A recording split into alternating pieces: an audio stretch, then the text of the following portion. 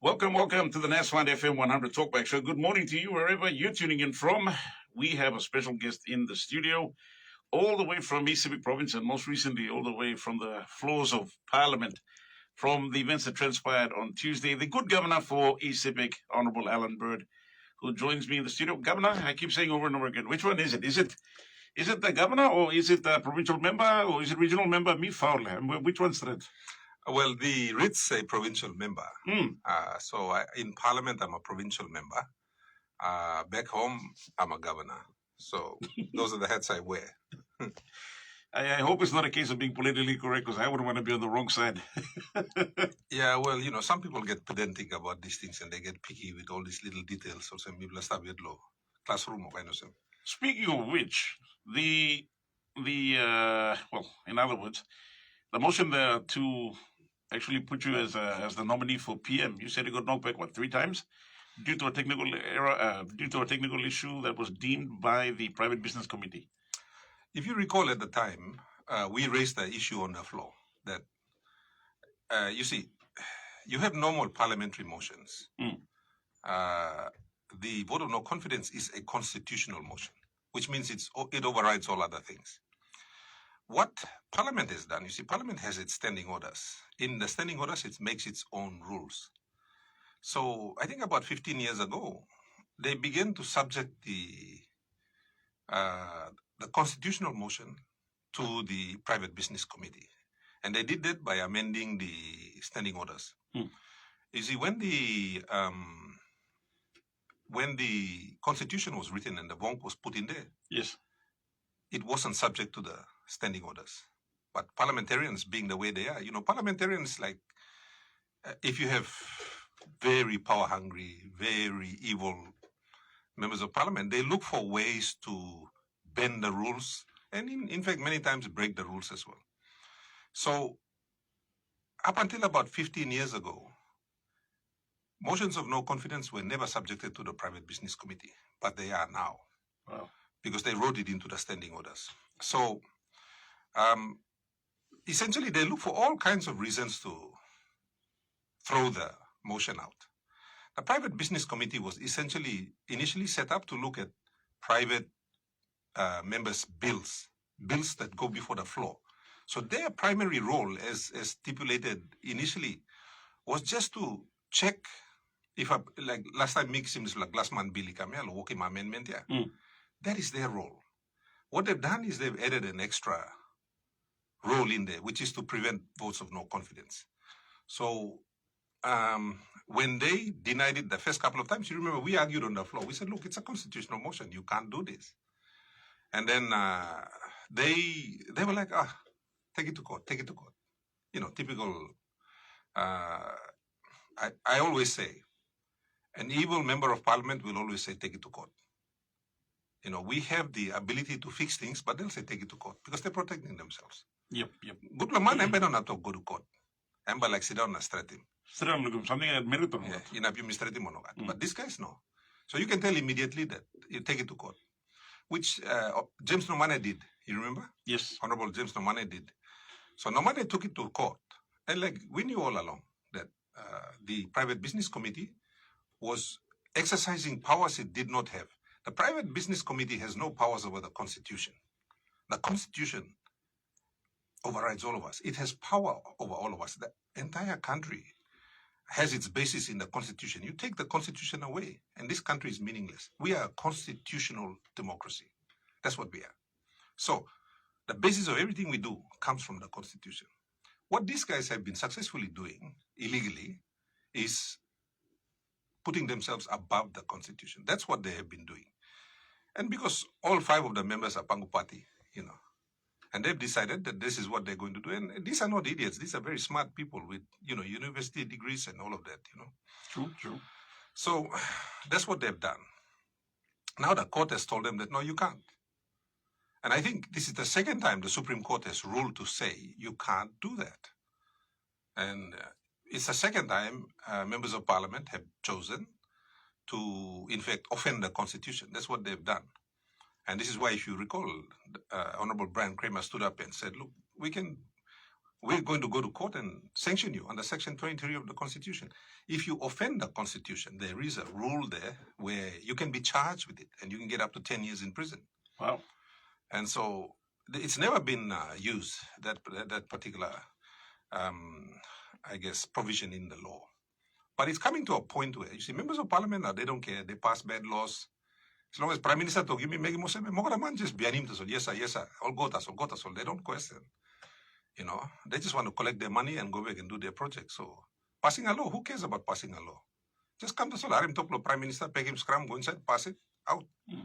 Now, Governor, on that note, we had a public at the time, based on the decision that was made by the Supreme Court to actually recall Parliament on the no money case, in this case. Now, we had certain people that actually came in and sent in messages calling out the clerk of Parliament, Kalaufa in this case, and saying the clerk of Parliament and his team, shouldn't they have been the one that providing guidance to the parliamentary, the Private Business Committee, to ensure that they didn't step out of line? I'll tell you what happens now. Sometimes you'll see that members of parliament are already on the floor and the speaker is not out. Have you noticed that? Yeah. Because some of the members of parliament, they go in there and they tell the speaker what to do. In fact, on the vote of no confidence, if you remember the first day we went in to accept the motion, members of government were already there, sitting there, telling the speaker that they were going to go inside and have the vote on that day. And so the Honorable Brian Kramer had to go in there with opposition leader and show the court order to the speaker and said, no, speaker, you can't do that. You've got to follow the standing orders, which is 7 days. Wow.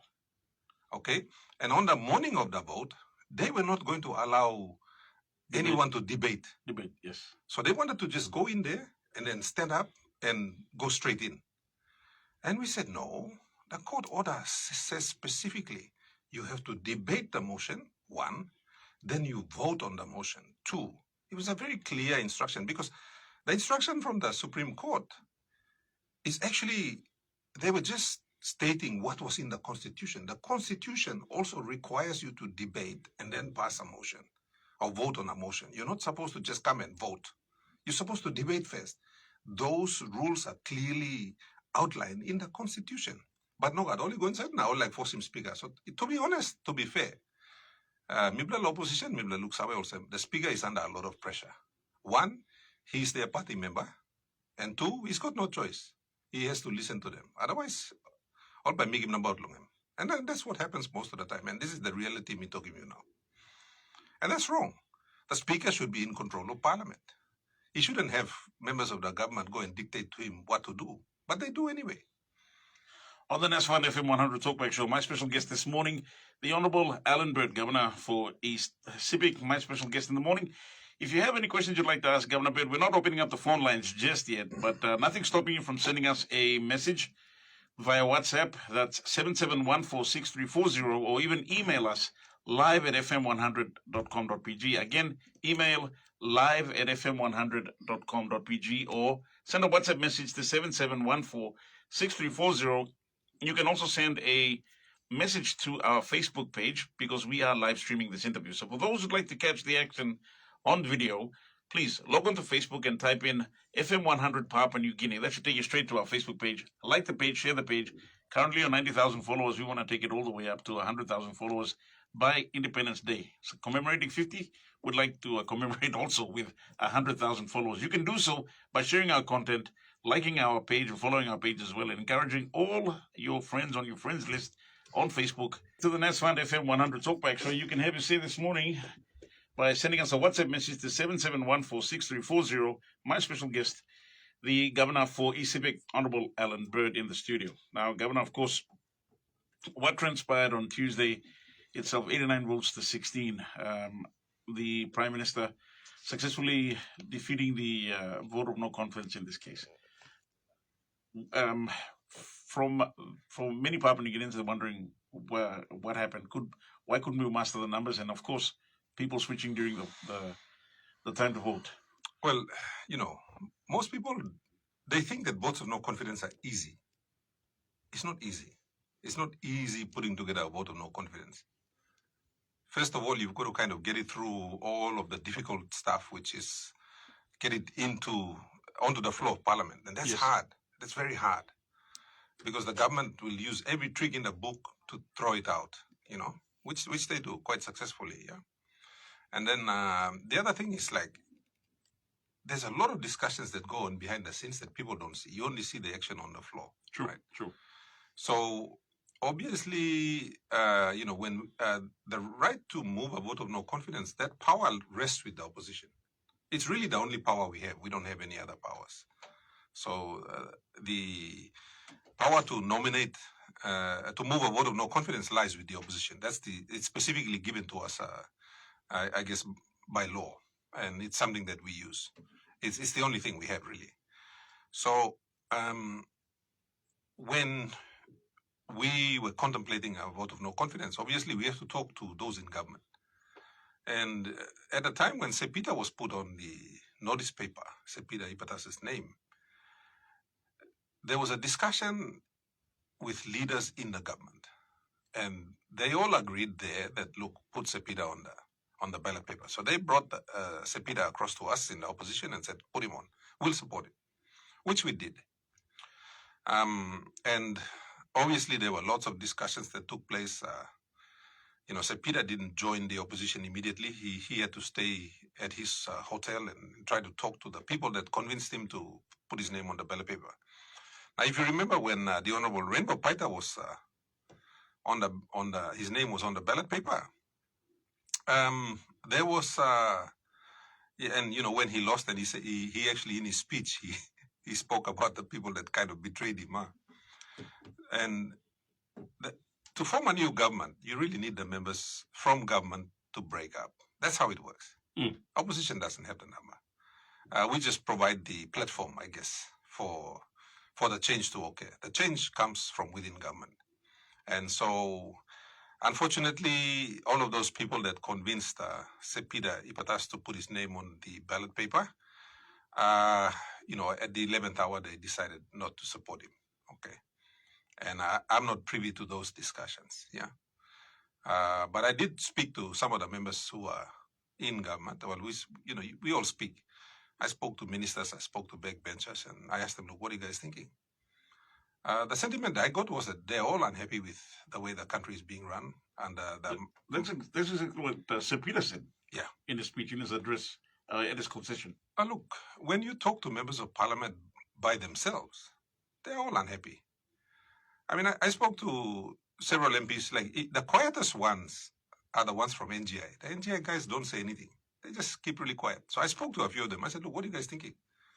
And they said, look, we're not happy with the way, James Marape and his team are running the country. We're just waiting for Bougainville to be independent and we'll be next. Wow. And I said, hang on. The problem is, about 5 people are. There's James Marape and Undialu and, a couple of others, they're the ones that are the real ringleaders. I said, why can't you just get rid of them? Why you want to break up the country as a solution to how these people are running the country? And they said, Mipla tired there, but Mipla sabe lo pasin lo ba bagarapin Mipla, so Mipla must stop. But Mipla waiting Bougainville tasol. As soon as Bougainville goes, NGI, we're going. I was like, wow, and then you look at the Papuan team. The Papuans had a meeting, convened by the Honorable Rufina Pita, and they're expressing the same sentiments. And all of that is a frustration with the government. I'm not in government. They're not frustrated with Allan Bird as governor of Sepik. But I know that my people are also having the same frustrations. It's a frustration of, on top of the same things, law and order, lack of opportunities, lack of power. We can't get power. Water problems. There's no money coming down to maintain, all of the normal problems that every single province has, which are sort of, because we have a centralized system of government, all these problems start in the center. So the center collapses, the outside collapses, you think. So we have all the same problems. But then all of these problems and how the country is managed, how things are prioritized, it then leads to other things. People are realizing, all right, well, look, as leader for so-and-so, I'm not really getting anything done because everything is done from the center. And the problem is the government. And rather than dealing with the government, they would prefer to break up the country. These are the sorts of discussions that are going on amongst members of parliament. How should I say? If I could use an analogy, this is the case where I would describe it as a very toxic marriage. You've got one very unhappy partner who can't really speak out about what they see is wrong, and they're looking at probably going to the courts to actually disillusion the marriage in this case. They're suffering, but they're staying because they can't really speak out. Otherwise, they get all their benefits cut. I describe it like this. You have a rat in your house, destroying your house. Rather than deal with the rat, we want to bend the house down just to kill one rat. That's what we're trying to do. Goodness. That's the way I see it. You should deal with the rat, don't bend the house. On the NASFUND FM100 Talkback show at this juncture, if you have any questions, please don't call in just yet. We haven't opened up the phone lines. But again, please post your comments on our Facebook page. I'm seeing a lot of the comments being posted right now and your questions as well.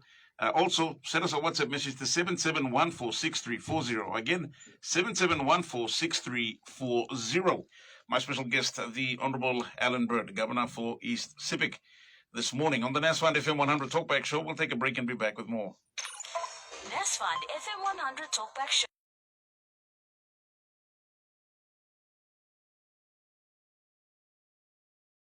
The NASFUND FM100 Talkback show. Governor Allan Bird, the Governor for East Sepik, my special guest in the studio this morning. And good morning to those of you currently tuning in all the way from East Sepik, wherever you may be, up in Wiatu, Blong Wantok, start Blong Surrender Hill. Been there one time.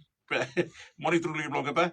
And those currently listening on a bus traveling from, I think, Wasara. Someone was saying, thank you, Thomas. Appreciate your company this morning.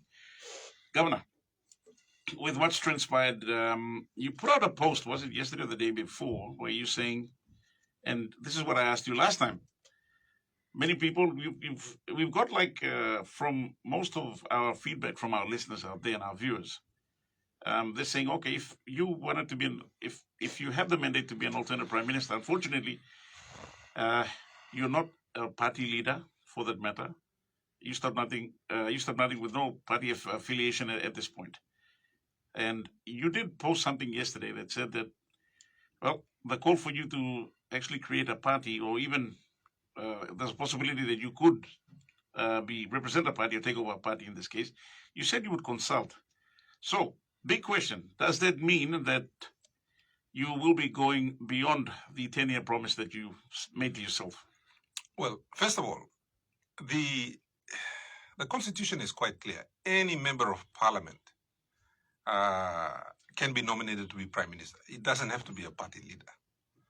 Okay, so let me make that clear. It's just that, like I said, members of parliament, they like to make up little rules that give them comfort. But the Constitution is quite clear. Any member of parliament can be nominated to be a prime minister. James Marape wasn't a party leader when he became prime minister. He just had to stitch Pangu Party together after, if you remember the events that followed, But up until that point, he wasn't a party leader, yeah? But now they want to change the rules just to make it suit themselves. And that's the other thing, there's, I think, Section 63 of the Organic Law on provincial and local level governments, the invitation letter. Personally, I believe that that's illegal because it infringes on the rights of members of parliament. As you know, before the vote of no confidence, I put in a Section 145, reference, the amendment, Section 145.5, is now before the courts, and we're going to be hearing it. I believe it's unconstitutional also, and I believe that the courts will rule and support the Constitution. I have a strong belief. That's the reason we filed. The next one we're going to file is the Section 63 of the Organic Law on the invitation. I believe that's illegal because the Constitution is not subordinate to an organic law. It's supreme. The Constitution is supreme. So whatever is in the Constitution needs to be respected. So that's the next reference that we're going to take to throw that one out.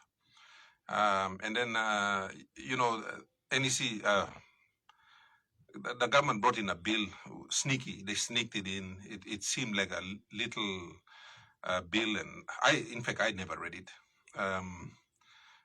Because they bring it to you now and then they expect you to read it and pass it like 5 minutes later, But that particular one I didn't read. I was busy, I think, reading the bill on the text bill, which was 118 pages. And anyway, so they sneaked that through, and in there they said that NEC decisions are now non-justiciable, which means that the courts can't hold NEC to account. So that's one that we have to take to court and throw out. We also have to take the anti-terrorism bill to court. There's quite a few things there. But, even then, too, we face another problem. The problem is that if you are going to take any of these things to court, you need permission from the Attorney General. So these are some of the, like I said, they do a lot of things to protect themselves. A lot of these laws are passed to protect the government, which is wrong. The government should be accountable to the people. It cannot shield itself from scrutiny. It cannot shield, like, for example, if NEC took a decision that affected a company or affected you or me, Yep. I should have a right to go to court and say, look, this is wrong, and get the court to rule. Well, they just passed a law that said, no, you can't do that. NEC basically makes decisions and nobody can question it. That's what they're saying. So these are some of the laws that the government has been amending to protect itself from, I think, the public, all of us. That's what they're doing. And so that's what we're doing. We're just going back to court to say, no, it's unconstitutional. Throw it out, rouse him. So coming back to my question. Oh, there's a lot. Well, look, I personally think that, members of parliament shouldn't become entrenched. You may go inside and look at them, I'm garden blaming, but I'm time na stapa. And so I plan to serve as a governor for 10 years. And there were a few things that I wanted to achieve, and I've achieved most of them already. There are only two things left. One is the airport extension, which, we're working on it now. And the other one is the solar power supplier. These are things that came on. And so hopefully by last quarter of this year, we're going to get a solar power station in with the help of the European Union. So, and the Australian government. So after that, there's not much for me to do. And I'm quite happy to go. I want to retire. I can't keep fighting with people that don't understand and people with evil intentions, and all they want to do is protect themselves. But then, I guess when you're doing the right thing, all Manmeri looks away. So there's been a call even across the country, which surprised me, to be honest. And that's why you see in the parliament sitting on Tuesday, I just kept quiet. I didn't want to make any noise. And credit to Kramer, Sepuka Temu, Kerenga Kua, amazing young James Numane, young Keith Iduhu, even Governor Central, amazing people with their amazing intellect and insight. And, the debates that came forward was just very rich. I was impressed with the team, Dr. Lino. Mm. So, so I sat there and I decided not to become involved because I thought, online to all fitman lo karim heavy all stuff. So larim all work now. So I just kind of didn't want to participate too much because they were doing a great job. They didn't need me to weigh in. But somehow, me looking most and people of Papua New Guinea only, and I got so many messages from so many people, and even on your own Facebook page. On my own Facebook page too, which surprised me because I didn't expect it. But I think maybe I'm doing a few things that Papua New Guineans find refreshing. Papua New Guineans are sick and tired of the way we run the country. And there's not a lot of transparency, and we're trying to reduce transparency. And I think when they see that someone is, all my training, I'm trained by BHP, basically. I'm trained to run a mine. That's my training. I'm trained to be a mining executive. So in my training, we are taught that transparency and accountability is everything. People need to understand what the business is all about in order to make it work. So that's the training I've received. So when I'm in government, like in Sepik, I've done the same thing. I've brought transparency to the process of government. So people are participating more. You hear people like Dr. John Momisa, the father of our constitution. He talks about people participating in democracy. Well, in private sector, that's the way you operate a business. Is everybody in the business needs to understand how the business is. And so that's how I've been trained. Mm. So when I came into Sepik as the governor, I tried to bring transparency to the operations of local level governments. We don't have transparency in DDAs. And, that's something that I'm hoping will change in the future. But we're beginning to get transparency in local level government, provincial government, just opening it up so people can come in and participate, because That is your check and balance. Having people be able to look in, can hide him. And so, participatory democracy. I mean, that's what our democracy is about. And, Dr. Momis talks about that a lot. The man is still alive, very, very smart man. And I spend a lot of time talking to him, listening to him, learning from him. And I find that his views and my views are very similar. I didn't learn from Dr. Momis. And Dr. Momis, he was around in the 1970s. Wow. And I learned from BHP, which is a mining company. And I learned the same principles from them. And it's very similar to what, Dr. Momis talks about. So, and I think that's what I bring to the floor of Parliament. And I think Papua New Guineans haven't really seen that kind of. But if you've operated at a board level, if you've run a major company, you've sat on a major board, and I've sat on some pretty major boards of private companies in my time, you understand the importance of having this transparent operating culture. And most of Papua New Guinea's political culture is a closed operating system, because time will hide him something and look him. It's very easy for them to move money around, play around with contracts, and they do all these things to help their friends, and they don't really tell you what they're doing. So a lot of things are kept quite secret. You think even members of parliament don't know. So the public doesn't know.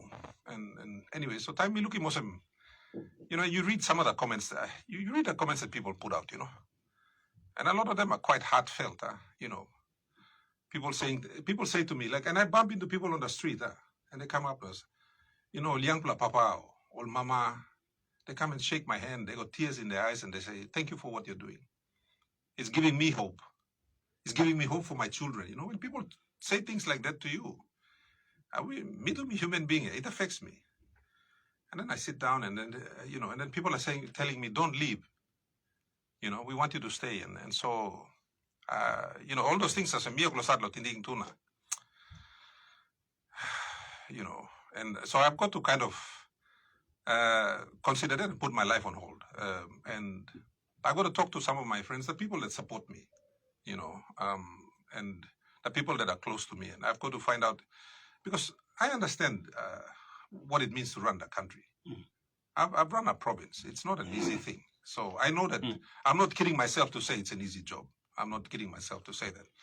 But having said that too, I know I can lead a party to the elections and we'll probably win 5 seats. So that frees me. It's no longer my responsibility, you know what I mean? But then, we could win 25 seats. And they're already my good friends are Kerenga Kua, Keith Iduhu, our friends in Parliament, or members of Parliament that share the same views, Dr. Lino, even Sepida Ipatas, all these people, and even some in government, they're telling me that, look, we'd be happy to support you if the time comes. And so I have to think about that, because, when I was the nominee, it gave me a hard time, because I'd be up for 20 hours a day thinking, all right, these are the things that need to be fixed. We need to fix this, starting from law and order, foreign currency, foreign direct, we need investments, we need this, we need this, we need this, how do we fix it? So I did a whole list on my phone, which is still there. So, that's what's going to happen when you run in the country. And look, given my background as a mining executive, you don't do everything yourself. Like now in Sepik, and the other day, Prime Minister was criticizing Sepik province, and I said, look, hold on a minute. My public servants in Sepik, I call them my public servants. I fought them when I became governor. I was very hard on them, to the point where Trangu will change. They're changing. And they're beginning to deliver results. And so I've softened my approach a little bit towards the public servants. And I realized that, look, they're good people. When I was outside, I fought them. When I became governor, I fought them. But Trangu will start to change now. Our local level government, some of them are beginning to function now from not functioning at all before. Wow. So, people are capable of doing good things. You just got to create the space for them to operate. So, I don't go and dictate to the provincial administrator, pay this guy or do this or do that. He knows his job. He's a professional. He's been trained. He's been in the public service longer than me. So, when the Prime Minister started criticizing ECB, I said, hold on a minute. I've got good people in ECB who are working hard, like the public service, even in the police force, everywhere. There's good people there, good Papua New Guineans. you just need good leadership at the top for those people to do their job. Like one of the things, like one time, because I've got a public service that's working now. So, and I used to meet with them like once every 2 weeks, and I'd be like, "What's happening here? What's happening there? What's?" You go on one time. Administrator, I'm doing governor, respectfully, I'm talking. Maybe all public servants, yeah, we're working. All the things you want us to do, we're doing it. He said, "Can you get out of the way and let us do our job?" And I think I'm the only member of parliament where the public servants actually tell me, "Governor, can you get out of the way and let us do our work?" And, I stopped for a while and I thought, wow, these people are telling me to get out of the way. And I was happy to do that. And I think that's the way I operate. I need good people to do my work. I can't do my work myself. You can't micromanage. No, I don't micromanage. I was trained not to micromanage. So, and this is where I'm thinking to myself, all right, it's a hard job if you're going to be prime minister. I mean, I never thought that far ahead. I thought about, I've worked out how to be a governor. I've worked that out. And so, you're just taking that to a higher level. But then I told myself, look, in the departments, you've got highly qualified people there, many of them with master's degrees, multiple master's degrees, some of them. They've got good training. They may have to be upskilled a little bit. A lot of the secretaries are very competent, You just need good ministers because a lot of the ministers are not qualified. You've got a highly qualified secretary and a minister that basically thinks he knows what he's doing but doesn't. Yep. So you just got to fix that, and then suddenly you'll find all these brilliant Papua New Guineans in public service positions are going to perform. So I thought, all right. So I'm thinking about it and thinking, all right, yeah, you might look. The likelihood of failing to become prime minister is very high. You can't dream and say, look, I'm going to be prime minister. That's impossible. You're going to win 30 seats or something, and then you need coalition partners who are going to support you, So the chances of becoming prime minister are very slim after 2027, very slim. And so I'm thinking to myself, yeah, okay, the chances of failure are high. And I just need to find out the people that are going to back me up. Like, for instance, and, I thank the Papua New Guineans for saying, all about contributing money na dislana. That broke my heart. Like, okay, election blow me, I miss a broken business blow me, I miss a rone. I miss a Philip Samlock, money lol, man merina. Because you don't want to let people down. You get their money and they're expecting you to do something great, and then suddenly you falter. So letting people down is something that I struggle with, letting the public down. But I'm thinking, if everyone is game and it's something that I want to think about for maybe the next 2 months. And I want to talk to people in the private sector. The people in the private sector, they need a good government. They know it. We all know it. So they drive the economy. So I want to talk to some of the business people out there and say, look, if I do this, if I stick my neck out, I'm happy to stick my neck out. I always stick my neck out, but I do it as an individual. And and I have a great team. Like the, people like Krenga Kua, James Donald, all these guys, Kramer. Even to some extent now, Peter O'Neill. Peter O'Neill, he's been sitting back a bit and sort of letting us do our thing, and just seeing them there, and you're thinking, all right. Maybe we should think about this, and it's not for me. It's for the people. I mean, I'll be honest. I've got a job offer to leave Parliament, and go and run a major company, which is something I'm very good at doing, and I'd love to do that. So do something easier. I don't want to.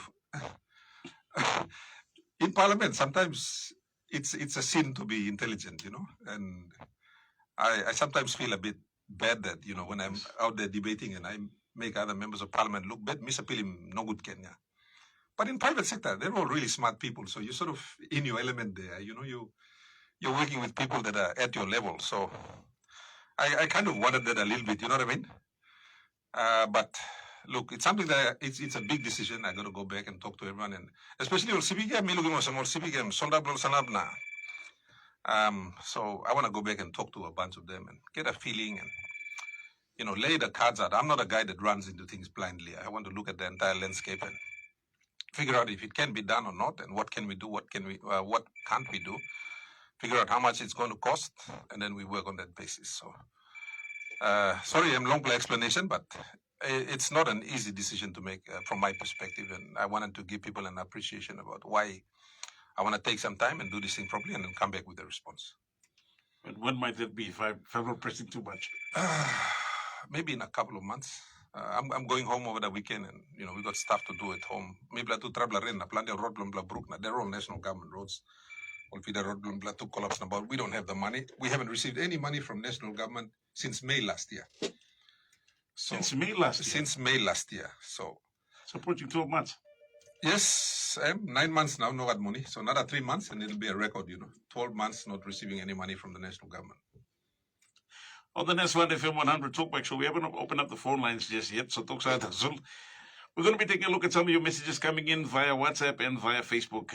On the NASFUND FM100 Talkback Show, my special guest, the Honourable Allan Bird, Governor for Sepik. On the NASFUND FM100 Talkback Show, welcome back. Just some questions from some of our viewers out there and some of our listeners. In this case, stating some of the following questions. And from Amos, all the way from Magarima, asking Governor Bird, why is it that your own Sepik MPs don't support your I think he's using the term support your plight to be PM and to change the government.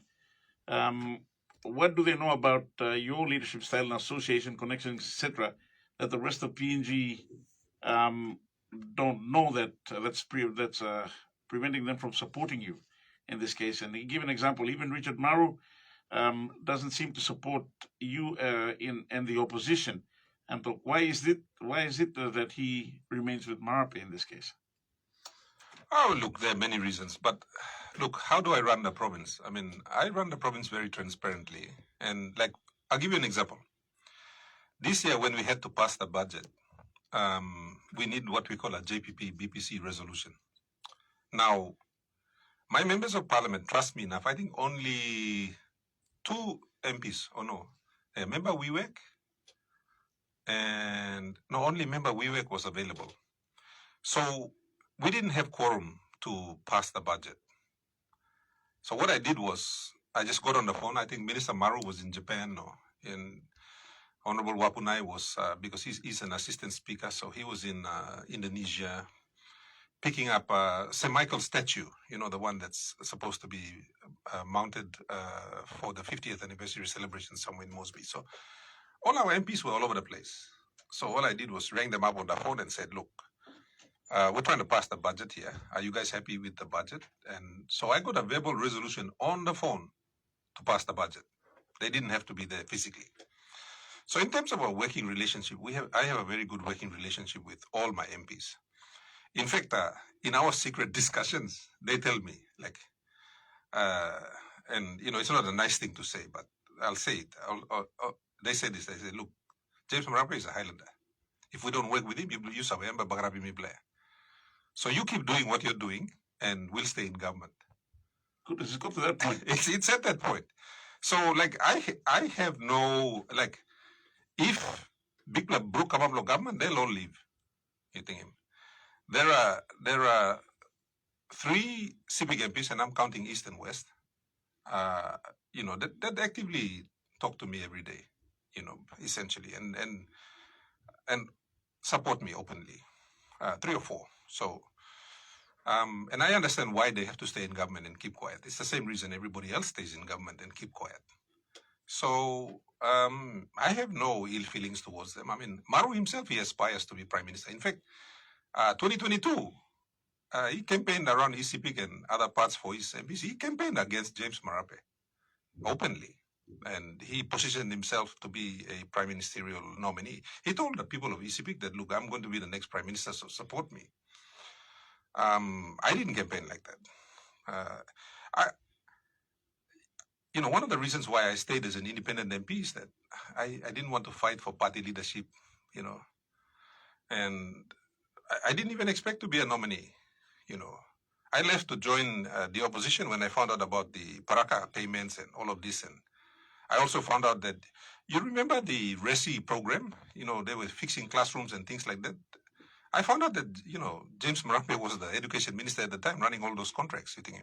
I didn't know those things. So, when I found out, I got uncomfortable supporting the prime minister and I left. So, Maru I can understand because he wants to be prime minister. So, supporting me would sort of go against his own personal ambitions, Me, to be honest, I don't really care either way. I mean, like I said, I've got opportunities in private sector. One of the reasons why I've stayed honest and transparent in the way I operate is because me, like Bagarabim Nemblumi, when I finish from politics, I want to go back to private sector, and I want to go and make some money. For me, making money is in the private sector. It's not in government. So keeping a good name and maintaining my integrity is important financially for me, Is it easy trying to maintain that? It's hard. But I mean, for me, it's easy. It's something I've done all my life. So, I don't try to go and get involved in funny contracts and, this is how much? 200 million. Okay, let's give the contract at 380 million and let's split the difference. I mean, that's what people are doing. Everybody knows it, I don't get involved in things like that. Because I feel that a good reputation is worth more than whatever money you might make now. And, when you make money the hard way, it lasts. If you're going to cut corners and do silly things, you can make 10 million kina tomorrow solve by penis. So, and I mean, look, it's a selfish reason for keeping my name held clean. But a clean name is very rare in Papua New Guinea. So, especially like someone like me with a business background, I deal with, very significant, I deal with a lot of billionaires that are interested in sort of working in Papua New Guinea. And many of them have made me offers to go work with them, because of my reputation. So, for me, there's value in keeping a good name, and I maintain that. And I never planned to be in politics for a long time. I thought, come in, do my bit. I'll be in Provincial, Stret, something which I've done. I mean, I could do more, but everything is done. It's a centralized government, so all authorizations come from Waigani. So within that system, I've done all I can, and I plan to leave when my job was done. I didn't plan to come and be a politician until Milapun and Dialogue or come a Prime Minister. I didn't plan on all those sorts of things. On the NASFUND FM100 Talkback Show, my special guest, the Honourable Governor for Sepik, Allan Bird. We'll take a break at this juncture and be back on the other side with more of your questions coming in as well. We've got Greg from Townsville, I think, sent some 2 particular questions concerning alternative policies from the opposition in terms of law and order and austerity measures. So that question we'll be reading immediately after these short messages. You're listening to the NASFUND FM100 Talkback Show. The Honourable Allan Bird, Governor for Sepik, my special guest this morning. NASFUND FM100 Talkback Show. For more information on our discussions, visit our Facebook page. Go to Facebook, search NASFUND. Again, we're not opening up the phone lines just yet, getting through some of our WhatsApp messages and our Facebook messages coming in. Now, Greg from Townsville has 2 particular questions, particularly on law and order. He says, what does the opposition propose? And this is probably coming back to what you said when you had sleepless nights writing down the policies the alternate policies of the alternate government in this case. Now, for law and order, Greg asks, what does the opposition propose to combat the rising law and order issues in PNG? Honourable Nomane was scathing in his criticism of Peter Semalili Jr. and his handling of the escalating law and order issues. If he was in government, what measures would he take to combat the law and order issues? And then, also on austerity measures. Honourable Nomane and Honourable Karen Gakua have both spoken about austerity measures to reduce government spending. What are the top priority measures to enforce as far as spending cuts, tax increases, structural reforms of the public service or government departments? On that note, so 2 questions from Greg from Townsville. Thank you, Greg. On the issue of policing, and not policing only, I think it was 2013. Or was it? Yeah, 2013.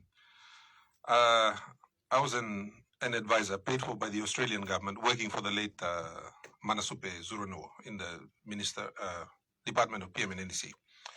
And we had a meeting with and we did some work, myself and a couple of other experts, and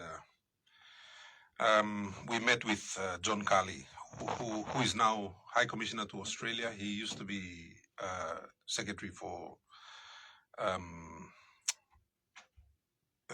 Public Service, Department of Personal Management. Anyway, in that we made several recommendations. One of them was, and we recognized even back then, that you had management gaps for police. For instance, and we call it the missing middle. In management terms, we call it the missing middle. So one of our recommendations back then, which, when James Marape became Prime Minister, I told him the same thing, and I gave him the same advice, which was they've got to build their middle management in the police force, not just police force, but the public service generally, and start training public service leaders. And as you know, if you go back all the way to Vision 2050, we've got some of those recommendations in there as well. So this thinking goes back, quite a long way. It's not something that's recent. And so I'm happy to say that some of those things are being implemented now. For instance, I understand that we have 200 young police officers who are who are attached to the Australian police now as part of their training program, and they're going to come out, and hopefully they'll be, once they're ready, they'll be dispatched to the districts and everywhere else and start to provide that leadership that we need to that's missing in the middle. For instance, you've got PPCs, and then from the PPC down, a PPC is giving orders to a sergeant. That's not supposed to happen in the structure of the police force. So that's structurally, those are some of the things they've got to fix, and these are things that have been missing for a while. That's one. Two, you need a stopgap measure in the meantime. And right now, the way the police are structured, again, it's fully centralized, which I understand. But in terms of financing, you look at Sepik. Sepik is a province that's larger than Israel in terms of land area, so it's not small, it's huge. And we only have I think it's 155 police officers. We don't have a lot of police officers, so we need more. All right. But the other problem they have is operations. They don't have any money to operate. The Sepik Provincial Police Commander gets about 194,000 kina a year, and he's supposed to run police in 6 districts with that money.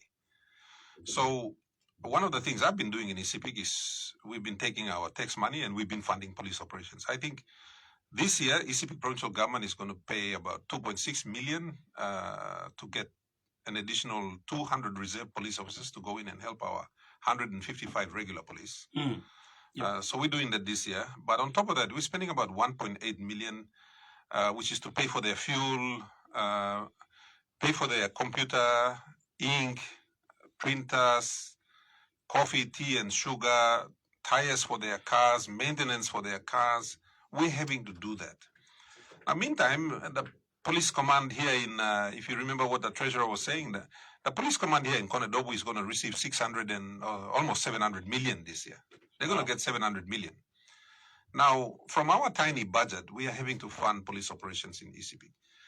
One of the things I would do very quickly is to move some of the funds from provincial headquarters over to all of the provincial commands. But you don't give the money to the PPC, you give it to the provincial administrator. You put it under his vote because the provincial administrator is a senior, he's an executive level appointee in the public service, very senior, more senior than the PPC.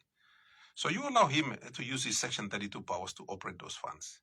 So like different sized provinces, different amounts of money, that way, for example, the taxpayers' money for Sepik, I shouldn't be spending it on law and order. I should be spending it on other things that are of value to the people of Sepik, but I'm spending it on law and order.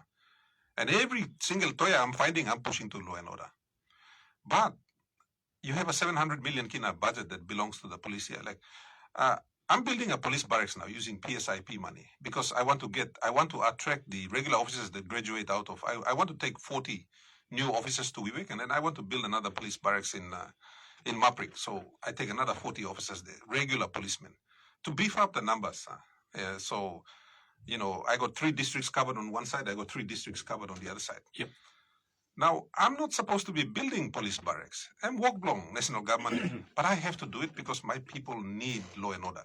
It's not only me. You go to every single province and people are doing similar things.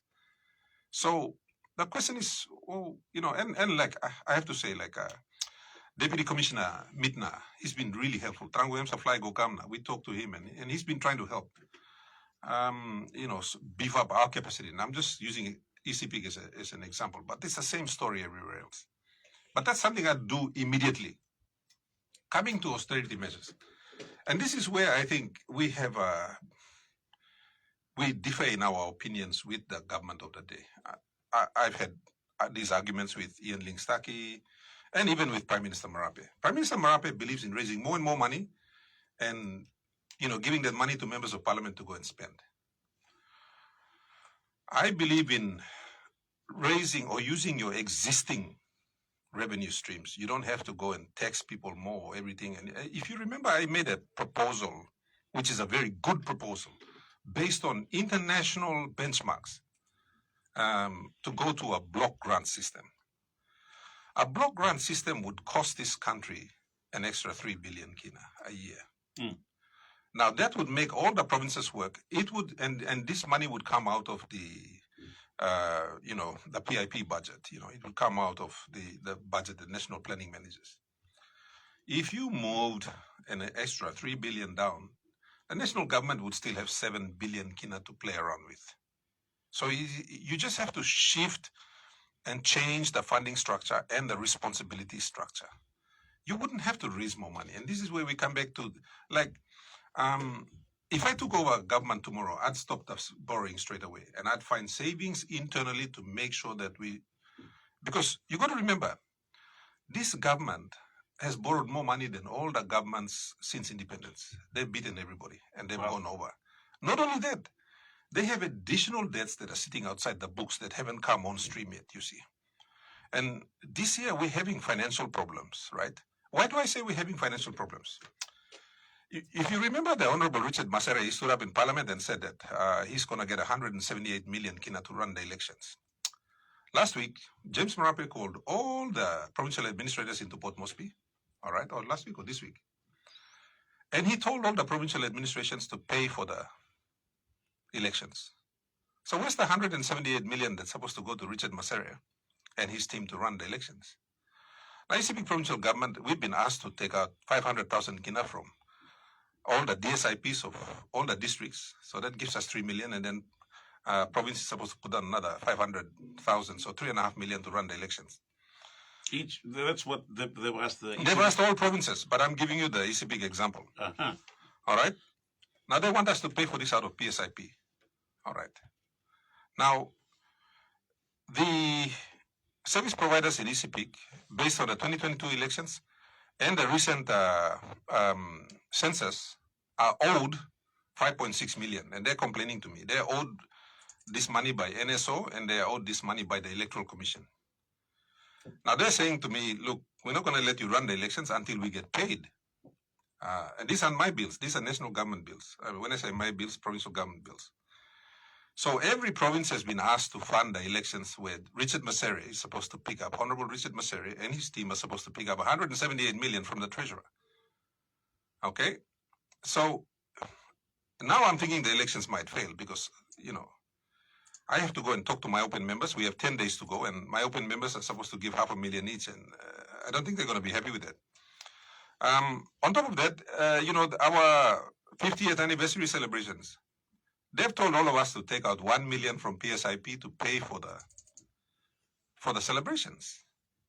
Now, that tells me that we have serious cash flow problems. Last year, I had to take 2 million kina in PSIP funds to pay for medicine for the people of Sepik. Medicines are supposed to be paid for by the National Department of Health. Apparently, the money never got there. So we already have serious cash flow problems as far as I'm concerned, because this little money, I know, this little work, no last game, lo you seem this little work. And so the first thing I would do is I would just take a look at the current budget, the existing revenue streams, and then figure out how to use that money properly. At the moment, I'm sure, even I think it was ICAC that estimated that around 5 billion kina in our budget annually goes missing. And they said it was in the paper. If you tightened up on your expenditure and made sure that the money went to the right places and to the right people, you would get better results, and it would cost you less money. On top of that, as you know, inflation is a result of spending too much money. Too much government expenditure results in inflation. So a lot of our inflationary pressures actually comes from government spending too much money, So, I would cap that quickly, and I think it can be done. I mean, I've spent enough time looking at the budgets over the last couple of years to understand enough to say that if you change the structure of how you're spending the money, you can save enough money so that you can continue to pay for your services without affecting your services. And I think you can even cut down or even stop borrowing altogether. And then you've got to start repaying loans now. Our loan repayments this year are 3.6 billion kina. when the Honorable Ian Liksaki stood up and said, oh, our budget has increased by 600 million this year. Well, that 600 million kina increase is just an increase in debt repayments. You know, they never said that. But here's the thing. So austerity works. You know, companies, governments around the world. I mean, you look at, I think it's Argentina or one of these South American countries. You know, they're putting in austerity measures now in order to save money and to reduce the runaway inflation that they have. Oh, that's Argentina. Javier Milei. Yeah. So look, this is not rocket science. These things are tried and tested, and economists all over the world have done it. It's just that, and you remember, you know, I had a heated argument with James Marape in Parliament where cross lomina togosem. You plus I think you plus sabe man, you plus sabe olga something. He said something to that effect. He said, you know, I have to borrow more and more money so I can give more and more money to the districts. And I'm like, hang on a minute. You've given so much money. Have you gone down to measure, you know, what you're achieving with all these monies? You know what I mean? So, you know, my disagreement with James Marape is basically on management issues, how we're managing the country. I have nothing against the man personally. And EMSA cross time, me blakam na talking more, make him EMSA cross. It is not a private thing. Running the country and something little people here. We should be more open about how we do it, and you know, bringing in austerity measures and doing the right thing to get more bang out of the budget. It's what we should be doing anyway. We shouldn't be running around borrowing, and you know, we shouldn't be running around increasing taxes on everyone to get more and more money. To do what? We should be achieving more with the current monies that we have. And what they're doing now is the national government is spending a lot of money, and they're cutting the funds that go down to the provinces. If you remember in 2023, and I asked the question last year, there was $1 billion kina that got reallocated. Part of the money that got reallocated in 2023 came out of the health department, and I think it came out of the budget that was to pay for medicines. So they cut money from everywhere else to send it to members of parliament. And we still don't know to this day who got that 1 billion kina. I hope that answers your question. On the NASFUND FM100 Talkback Show, we'll take a break at this juncture. And coming up as well, yes, more of your questions. You're listening to the NASFUND FM100 Talkback Show. Honorable Allan Bird, my guest this morning. NASFUND FM100 Talkback Show. For more information on our discussions, visit our Facebook page. Go to Facebook, search NASFUND Talkback Show -FM100, hit like and follow us. You can also inbox your views directly to our Facebook page. This is like the austerity measures thing is something that we actually have a real difference of opinion. But the food from the next door is making me hungry. I don't know the first thing about it. Hold it right there. The midday show has got you covered. Feel good.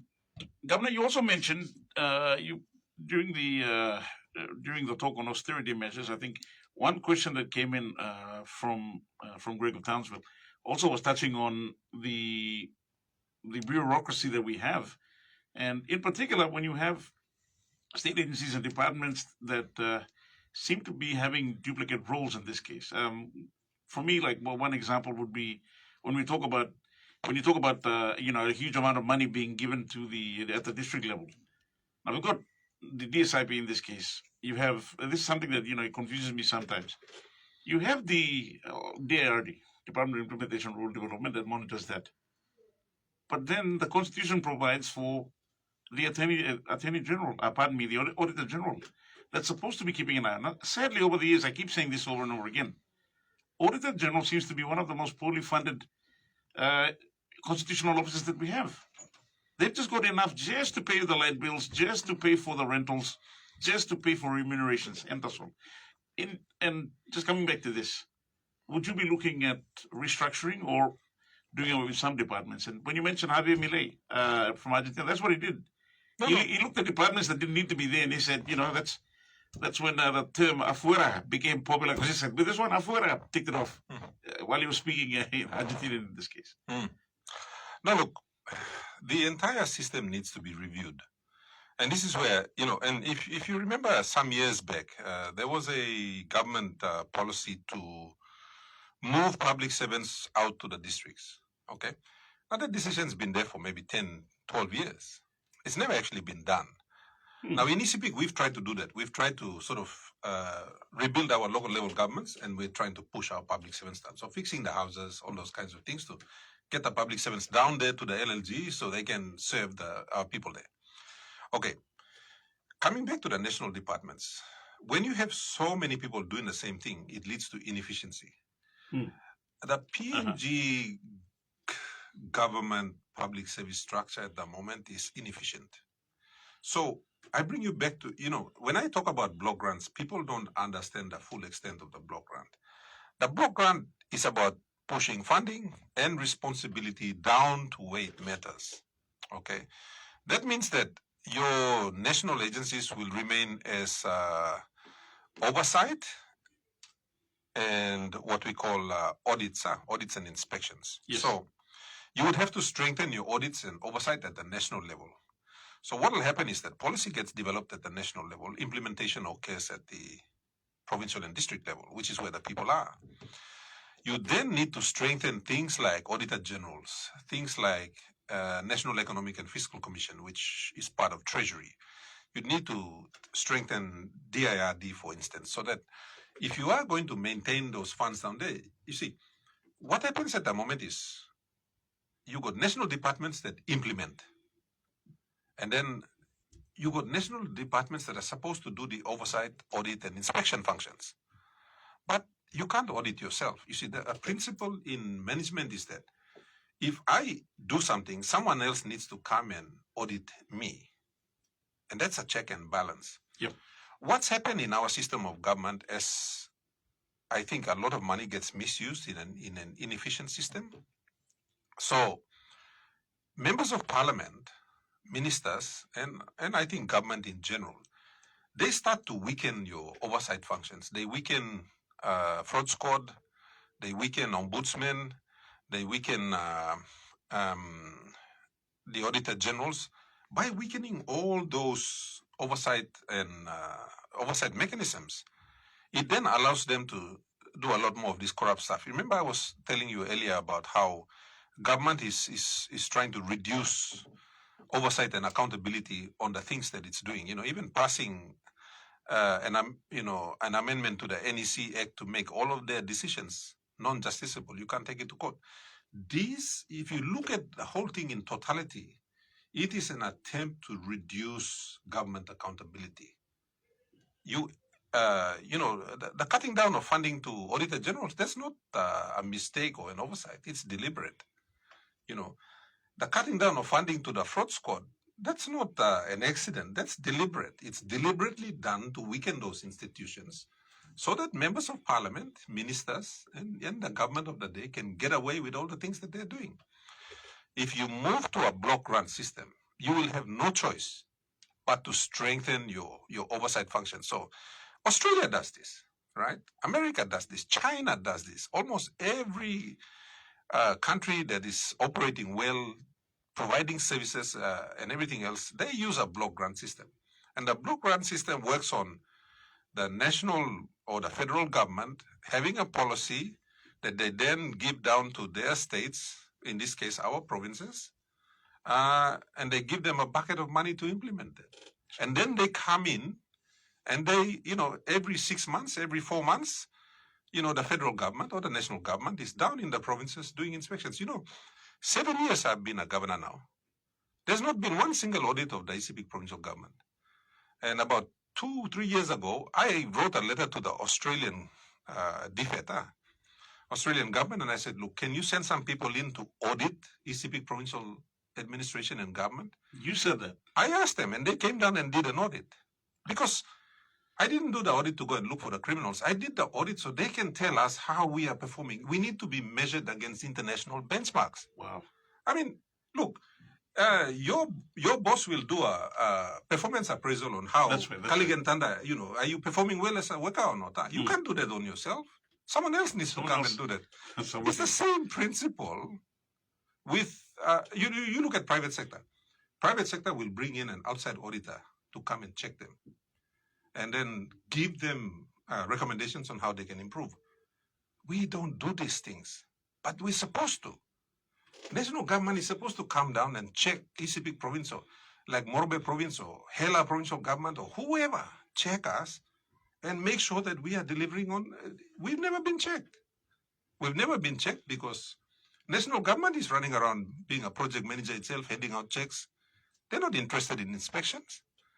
Now, when you shift responsibility and you shift funding, that then gives you the space to come in and do the audit, oversight, and inspections, which we are not doing at all. We haven't done this in decades. You talk about a reform to the system to change it to make it work better. Oh, this is it.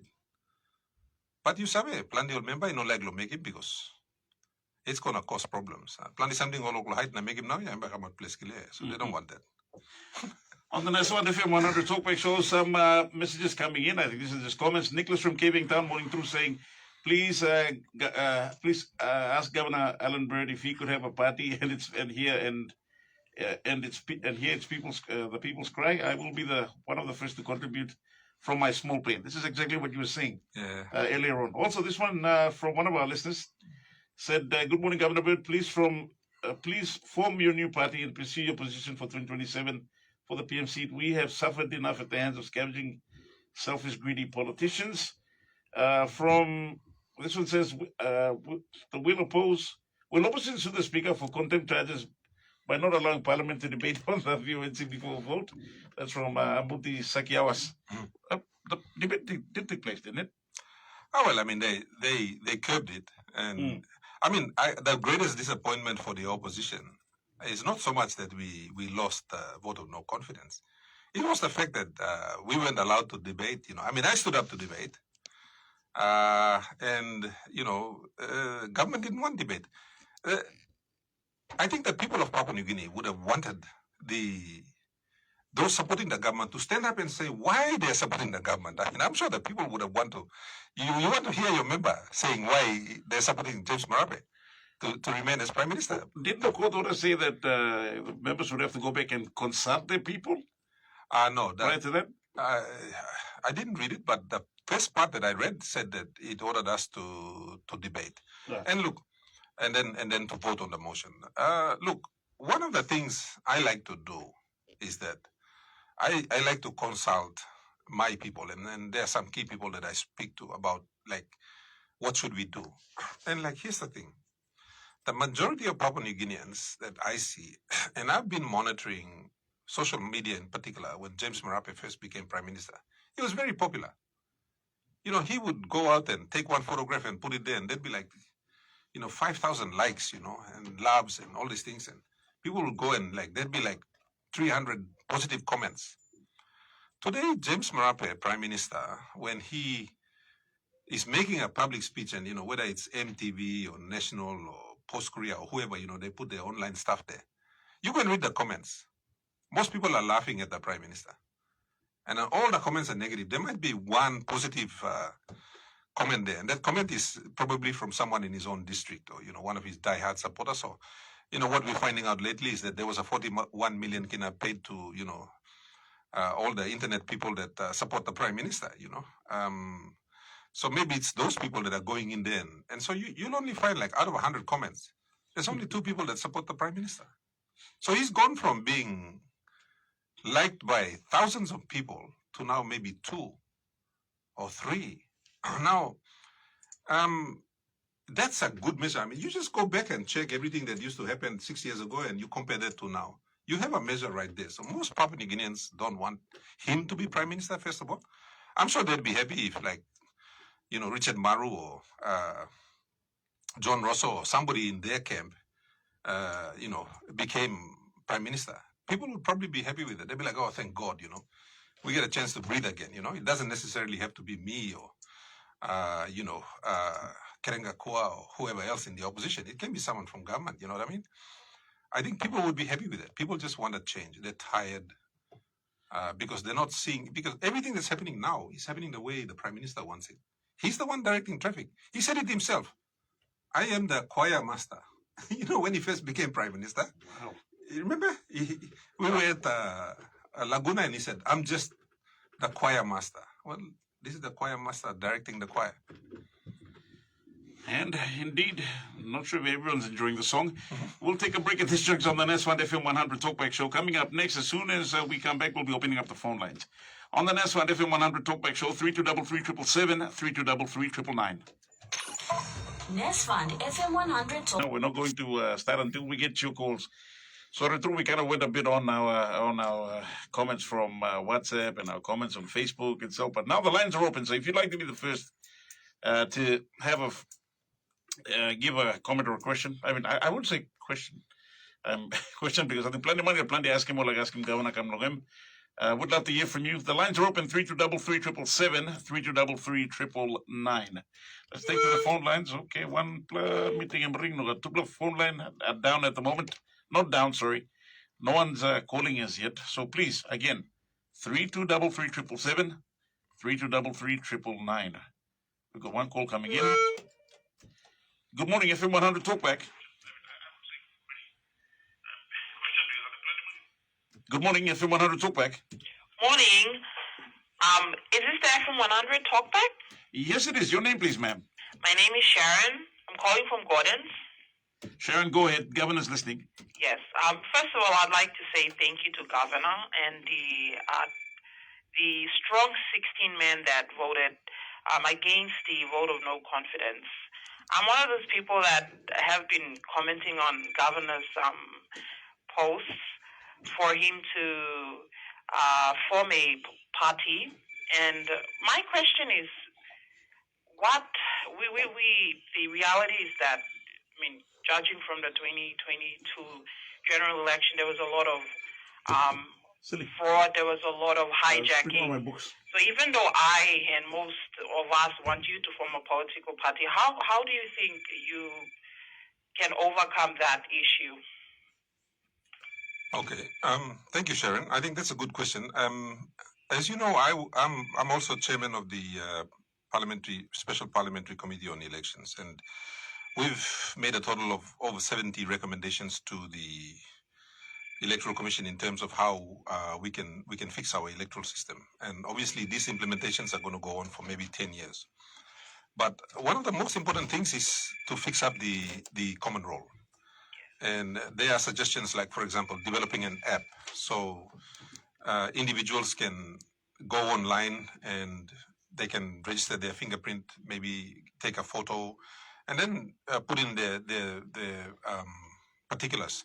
So you have some biometric data uploaded onto the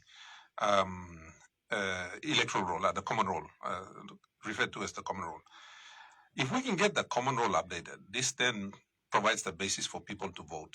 And then there are some simple things like, for example, a lot of working class Papua New Guineans, they don't like to vote because you go and stand in line, there's so many problems, and you don't even know if you're on the electoral roll, you see. So we've got to make that process more transparent. And like, for example, yourself, if you register as a voter, you need to be able to go and check online that your name is actually there and against which electorate, so you can go and vote. Now, one of our other recommendations is to also try and provide some some flexibility.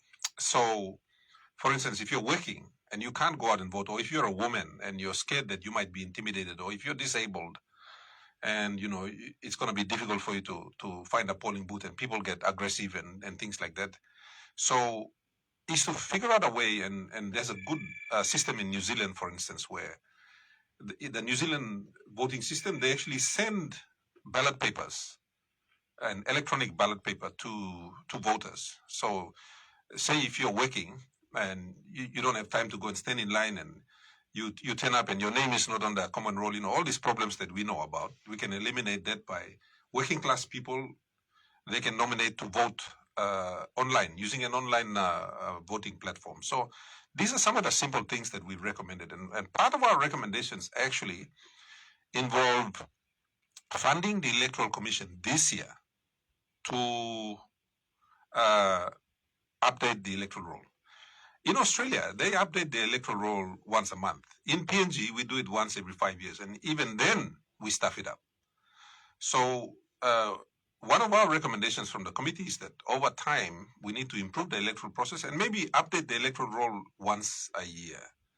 If we cannot, then we've got to, as I said, we've got to have this online app that allows people to go on and fix it themselves. Update their role. Like if you move, you go in and update. Oh, okay, I moved over here, so I should be voting over here, not over there. So those are some of the things. And as I said, there are 70 odd recommendations, and many to do with structures and this and that and the other thing. However, part of the problem is that it's going to take time to implement this thing. So we can do some of the fixes before 2027. And already, like, people are saying, look, the Pangu government is going to hijack the system and do this, that, and the other thing, and their own candidates are going to come back. So that's going to make it difficult. My response to that is that we've always had problems in elections. And, one thing about, and I give the Sepik example all the time, like, in Sepik, people actually protect the ballot boxes, People members are involved. There's no guns and things like that involved. And, people are just, and there are opportunities. And I think sometimes, I'm not discounting the fact that they might happen. That people might hijack a ballot box or something. But by and large, I think that people need to take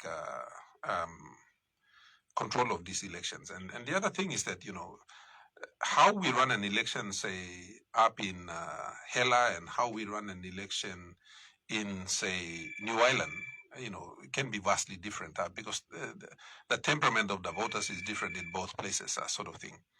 So, and these are things that the Electoral Commission, the police, they have experience on. But one of the other things that I think in our recommendation is that in our trouble spots, like the Upper Highlands, Morobe, Port Moresby, 6 months before the elections, we've got to send the defense force and everybody in there to clear it out, like pick up all the guns and, make the election safe. So a lot of those things are already in our very comprehensive report to Parliament. And again, that report was written by people like NRI. You had Transparency International. You had, INA, the Institute for National Affairs. So it's a very impartial, very open report that reflects essentially our situation and the fixes that go with it. So I'm hoping, and we will be holding some. I'm still chairman. The government hasn't removed me, so we'll be holding some parliamentary committee meetings this year, and I'm going to be calling up the police and all these people and making sure, including the electoral commissioner, and put them before the committee and find out what sort of work they're doing to get us ready for 2027. So don't worry, we'll hold them accountable, hopefully. Thank you, Governor.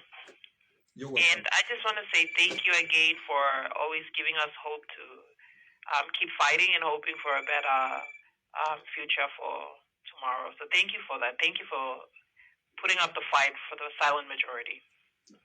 My pleasure. And thank you very much for those comments. Bye. All right, sure. Number 12 in Gordon's. Very, very quickly, let me take this time call. Plain Sugar Time Call. It's 11 a.m. I think it's 76 recommendations. On the NASFUND FM100 Talkback Show, let's take to the phone lines. Good morning, FM100. Good morning, I'm Robert. I would like to first and foremost, I would like to congratulate Allan Bird, the voice for the silent majority in the country. I would like to congratulate him and the opposition to fight for us. And secondly, I have a question.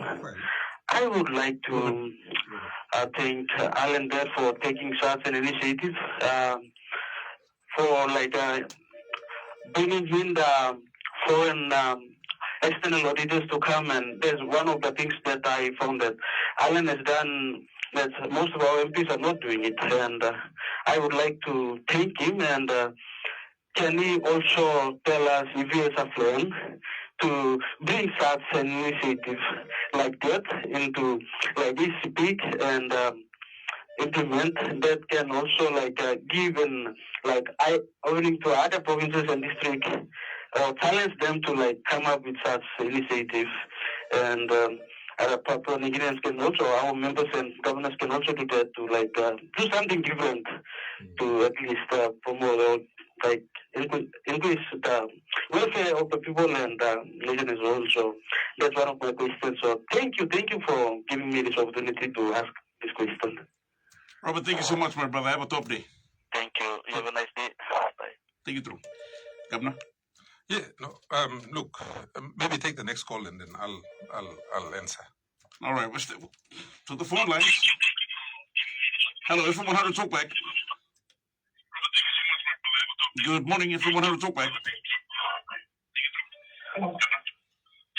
Hello, FM100 Talkback. Yeah. I'm trying to contribute to some questions. Okay, you might want to put the volume on your radio down and we can hear you properly. Hello? All right, apologies, got to move on. On the next, good morning, FM100 Talkback. Hey, my brother. Morning to your name, please. Hello? Your name, please, sir. Sorry, Jason. All right, Jason, we've got Governor Bird online. Please go ahead. Thank you so much, and thank you, Governor, for your time. I just want to be frank and just straight to the point. I understand our good governor is very well versed on the sort of dynamics of everything and how it's playing in the country. And I would just like to challenge the governor, our good governor. We are all, in terms of people's choice, it's very clear. Everyone is with you, and you seem to be very intellectual and very articulated with your speeches, which just sort of draw the attention, and we are all with you and together with you. I can assure you with that. I want to challenge you to see if we can take it to another step. Say if you become a leader of a party, which everyone is asking about, I'm not going to go into that, but when you become the leader of a party and you sort of are in the driver's seat, we cannot deny the regionalism that's currently breaking our country up. True. So I want you, if possible, to spend some time to sort of explicitly change the organic law as such that Tuplablo Southern Region will come up after 2 terms, Tuplablo Islands come up after 2 terms, Tuplablo Momase come up after 2 terms, and then sort of establish that law that the whole country can depend on, so that we can improve our spatial planning in all the region of this place, and we can all benefit as a country. I'm challenged with you, Governor. But Losaido, when you get that realm and you get that seat, I'm always available, so we can always work together on that, achieving that goal. But that is my sort of ultimate challenge with you. Thank you, Thomas. Thank you, FM100. Jason, thank you so much, my brother. Have a top day. Thank you, Sereno Call. Can I answer these two Yeah, questions? sure, Governor, go ahead. Okay, ask him to Robert. I think that, that's a good question then. And it comes back to my point that national government needs to do audits and inspections, okay? And it's got to be done regularly. So he's quite right. I mean, that's one of the things I think should be instituted, not just by me, but anyone else. Any responsible government would do that. You push funding, you push responsibility down, but go in and audit. Things like even the performance of our health facilities, our educational facilities. We've got to go in and do all of these audits, not just provincial governments. At the moment, we're not doing that. That way we can figure out what things to improve. It's not just about looking for fault. It's about finding ways to improve. Jason's point on regionalism and breaking us up and maybe shifting the leadership around. In Malaysia, they have a rotating system, so there are things we can look at. But I think the most important thing is everyone wants to be treated equally and fairly. And these are things that are enshrined in the Constitution, yeah? So I think if you're using a block grant system and then you are equally sharing the resources of Papua New Guinea, I think everyone will be happy, You've got to share power. The block grant system, all of these proposals that I've been making is really about sharing power down. And, that call is becoming louder and louder. And I think, whether it's, it's the cry of the Bougainvillean people too, I believe, because they want to determine their own destiny. And, I think if Papua New Guinea becomes an attractive arrangement, You mentioned a word about a marriage. It's a marriage that's about to break up. So how do you make it attractive so that the participants in the marriage remain? And I think treating everybody equally through the national budget in a transparent manner, and then making sure they're all working.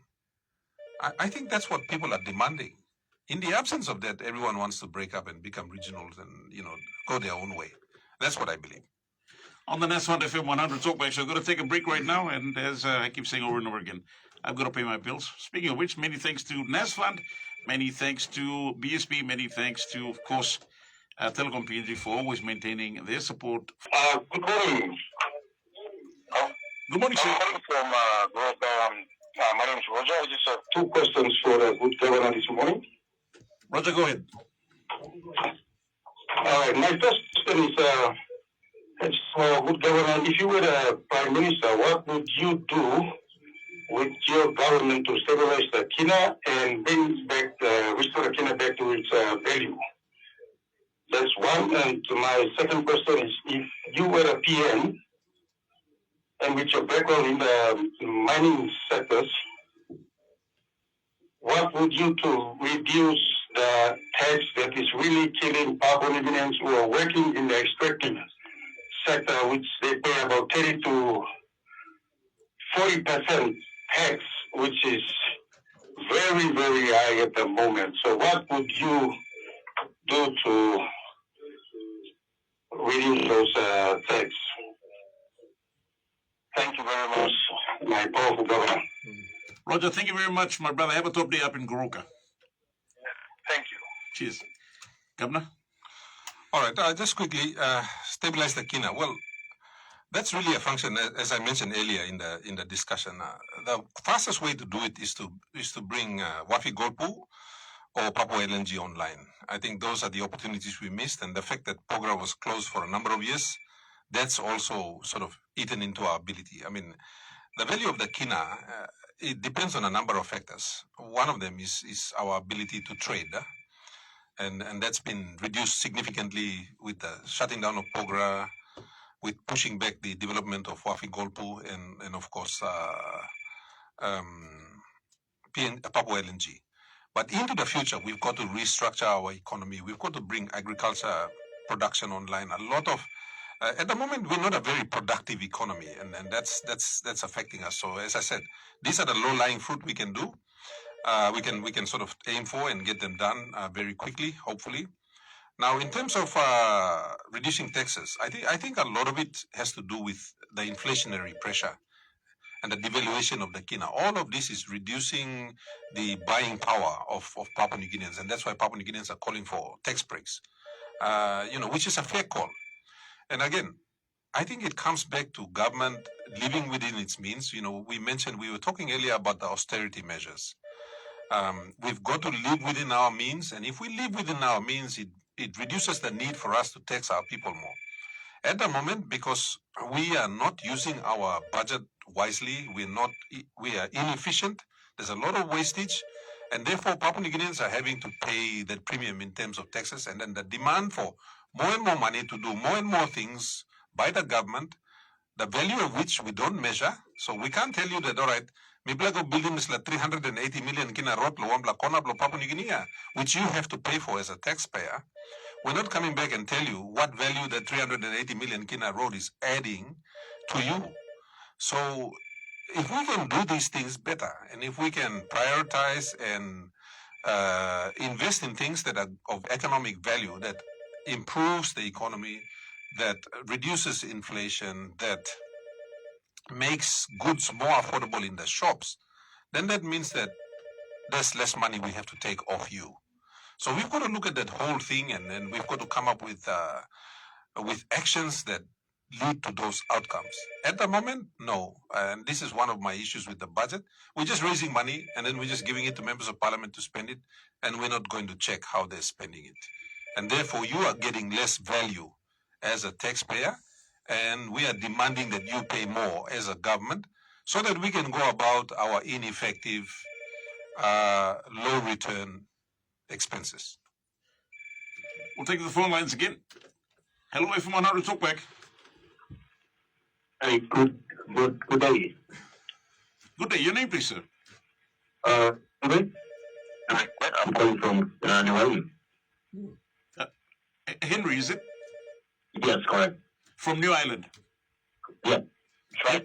Henry, go ahead. The governor's listening.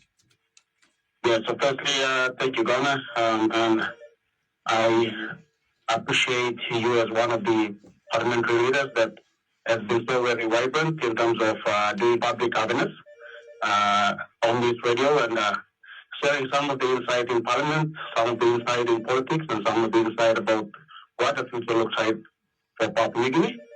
And your heart is very big that you're not only concentrating on your province of Sepik, but the greater Papua New Guinea, and thank you for that. It only takes a few leaders to do that, so thank you. My question is, in the light of, the violences, that couple of violences with the current term of Parliament that we have unsuccessfully, but you guys, you leaders have been so very vibrant in pushing some of the things that we want to see change. With you being the nominee of one of the VoNC and a couple of it with other nominee, unfortunately didn't went away. With the current trend in which us citizens are trying to push through to see you, putting up a leader and become we want to see you in future leading the country as the CEO. My question is about, and I've read about it, I think, a few years back where there were talks about the way we appoint Prime Minister for Papua New Guinea. With the current process, which the ruling party with the majority numbers that get alternatively them having their party leader as the Prime Minister. What does the future looks like for Papua New Guinea in terms of appointing or Prime Minister elections? Because what I see and would like to see more like what Australia, USA have in terms of the citizen voting for the Prime Minister instead of the ruling party and the candidate appoint the Prime Minister in the floor of Parliament.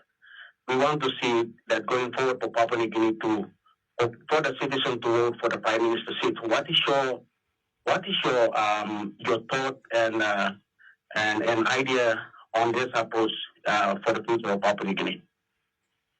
Henry, thank you so much for your call. My brother, have a top day in New Island Province. We'll give it back to the governor to address. But thank you so much for your time. Thank you. Thank you, Henry. I think those are good questions. Look, and thank you for the kind remarks too, and thank you everyone for the kind remarks. For me personally, I think a good amount of time for someone to be Prime Minister is 3 years. I think beyond that, Prime Ministers start to get entrenched, and then they start to look for ways to sort of exist forever as Prime Minister. One of the problems I see is that, when one person remains as Prime Minister for a very long time, it reduces the opportunity for us to bring the talents of other people. Because people get entrenched, once you're Prime Minister and you're able to give a contract to one of your friends, or, you're the choir master. So if you direct the choir this way and, power, it makes people, they get drunk on power. And we've seen that with enough of our Prime Ministers to know that I think 3 years is a healthy time to have someone there. It's a misconception to think that the longer you have a Prime Minister, the better things are going to be. We've had dictators that have gone for a long time too and ruined countries. So the argument can go either way. Just because Lee Kuan Yew, who was an exceptional leader, did something in Singapore, everybody wants to point to that. But Lee Kuan Yew is an exception. It's not the rule. Most people can't handle power. As soon as they get into power, all months are long, yeah. And we've seen that enough times. So we've got to guard against the fallibility of human beings. We've got to guard against that. In terms of election mechanisms, for me, it really doesn't matter whether we have the current one or we change to a direct election. The most important thing to me is the check and balances. In every system of government, particularly in a democratic country, you need checks and balances. What we have seen in Papua New Guinea is that when a Prime Minister gets powerful, he starts to control the speaker, so he controls parliament. So in Papua New Guinea, we've always had the executive government controlling parliament. Parliament doesn't do its own thing. And you always end up, and because the prime minister becomes so powerful, all the members of parliament, they want to be on the powerful side because that's where you get the money to do your projects. This, something you like him, but you kiss him, suppose you start government. You know, members of parliament will say, when you are in opposition, that's like being in hell because you get nothing in opposition. Or something in government as well. So we've already sort of set up the system in such a way that, you know, don't go to opposition. You start you know, and it's true. The government tries to finish off the opposition. If you look at the way it's happening, they try to blame us for all of the problems that are happening in the country. But people forget, one man has been the choir master. One man has been controlling the steer and changing the gears for Papua New Guinea. And that's the Prime Minister. So we've got to take a look at that. To me, I think if you cannot perform in 3 years, we should try someone else. Because there's enough talent in Papua New Guinea. We can't just think that one man knows all the answers, you know. And Prime Ministers develop big heads, you know. Once they become powerful, people say, look, why aren't you giving alternative policy suggestions? We do. We do give alternative policy suggestions. But when 90 people are supporting you, you don't want to listen to some long man, no opposition. You are going to do things the way you want, and that's just human nature. If we can strengthen, like in America, they have the impeachment system. We don't have that here. So you've got to look at a way to keep the Prime Minister accountable. The VoNC mechanism that you saw is actually an accountability mechanism. When you have a threat of a VoNC on a Prime Minister, embassy, hey, wait, meeting pastor and making this or something, you think him. When you remove that, suddenly nobody's checking him now. I'm like blame. Now got a boy blame so stop all pick him scrum now, walk him something. So these are the things. Whatever system we look at, we need to strengthen the checks and balances on that system. That's my view. On the NASFUND FM100 Talkback show, as I keep saying, I've got to take a break at this juncture, got bills to pay. And we'll be right back. Again, the phone lines, 3233 3233 NASFUND FM100 Talkback. Coming all the way from Australia in Perth. Melbourne, yeah. Melbourne, go ahead. Australia, Perth. Hello, Melbourne, you still there?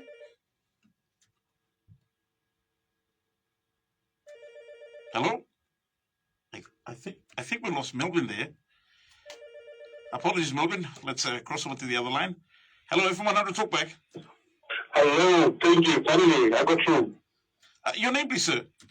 Yes, I'm going to use my fake name because I'm supposed to be at work. So my name's John. But thank you to Governor for making time available to talk to the public. You're welcome. Hello? Yeah, John. Okay. Thanks for being at least honest about the fact that you're using a fake name. Go ahead, brother. Anyway, question to me, Governor, is about this MPs that move around for political convenience, right? It's quite a trend in PNG recently. Now there's push for you to start your own political party or take up party leadership. My question is, how do you manage these MPs? Because initially we blame Peter O'Neill. Now we're blaming James Marape. But ultimately, the power lies with the MPs. And these MPs that move around, they do it, for reasons only known to them, because in elections, they, tell people something, but when in power, they do something else. So my question to Governor is, in the event you take up political party leadership to be, nominee for PM, how will you manage these MPs?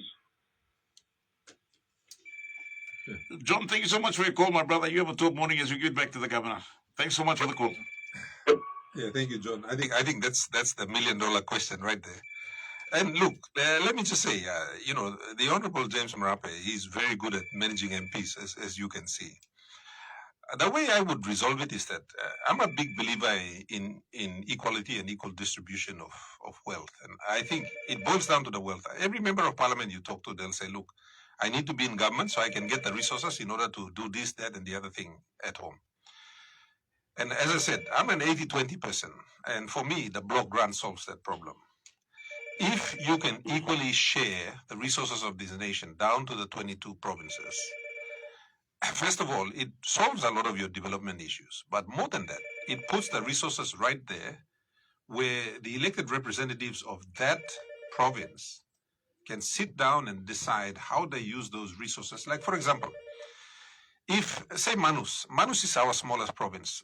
Under a block grant system, they would pick up about 60 to 70 million kina, more than what they got now. With 60 to 70 million kina, the people of Manus, their leaders could decide to build a new hospital, or they can put in a school, or they can fix a road that's, that they need somewhere in Manus. And given that if you have a block grant system over a long period of time, and it becomes the funding mechanism for the future, the people of Manus, the leaders of Manus can plan.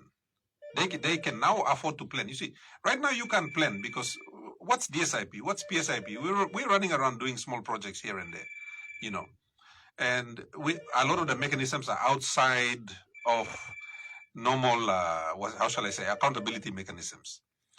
But if you put it through a transparent budgetary process where everybody, comes back to what Dr. Momis talks about, participatory democracy. People participate.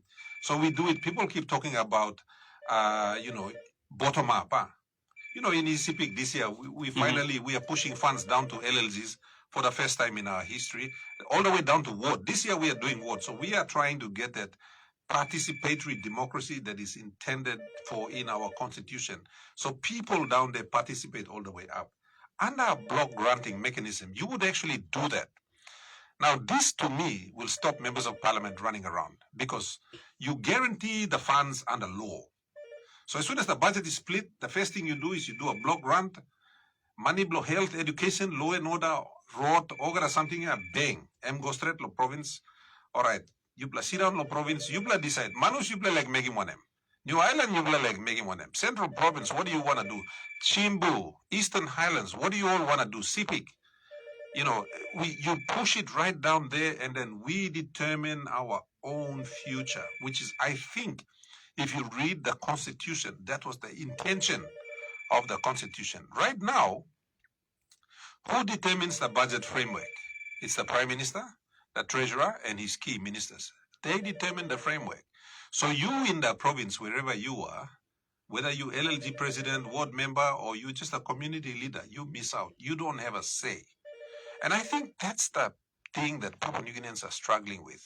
And right now, all of you calling up, all of you wanting this change, well, you're wanting to participate. You want to have a say in how your suburb is managed, or your ward, or your district. You want to have a say. And because you can't, everybody's getting upset. And I think this is why people are rallying around me, because my idea is not about me having the power. My idea is about everyone else having the power. I think that's the idea that people are gravitating towards. And this is the thing I keep saying. And this will, most of our MPs, they don't understand that what I'm proposing actually gives them more power. And they don't have to run around and, be begging one man or begging a powerful minister or, you don't have to do that anymore. Or something going to place here, stop la place na. You plastrate him na, fix him la. If you have a power supply issue, well, you guys in Manus fix it. Or you guys in West Sepik fix it. No need logam na, painim, William Dumal or Mosby logam na, fix him. And this is, I think, the beauty of the block granting system that Papua New Guineans just don't see. And Papua New Guinean members of parliament particularly don't see. To the phone lines, here we go again. Hello, FM100 Talkback. Good morning, FM100 Talkback. Hello, greetings. Easter's greetings to you and good time here. Ivan, always a pleasure, my brother. Go ahead. Oh, Ivan. Thank you, Governor, for your time again. It's good to have you on the show again. Look, I just got one issue I'd like to raise with you. Now, it appears that the VoNC is all done and dusted. There could be one hit of another one. But anyway, for me, it's all done and dusted. Governor, my focus is the elections. Now, we all were making a lot of noise up to the last elections, saying it was all rigged, and we needed a big change. We're almost 1 year away now, and nothing has changed. We have the same person in charge of the Electoral Commission, and we have the same people running the government. nothing has changed. I also understand that you, as the chairman of the parliamentary committee, looking into this aspect. So, if we are going to use the past as any barometer to measure the future, which is 2027, we're all going to have the same result. So, I'm listening again. Nothing's changed, Governor, if I'm not wrong here.